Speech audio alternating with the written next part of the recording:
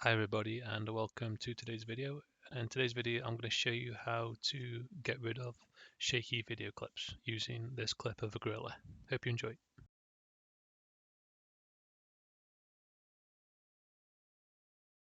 Okay, so first of all you want to go over to the effects tab and in the search box type in warp and click on Warp Stablizer and drag that icon over to the video clip.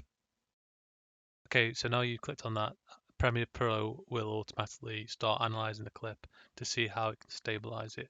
This might take a few seconds or minutes depending how big the file size is, so just bear that in mind.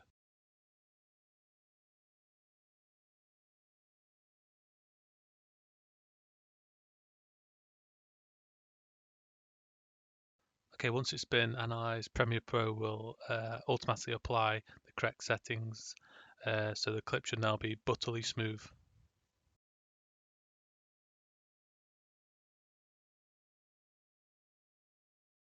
Here's a side-by-side comparison before and after. As you can see, it's much smoother on the right.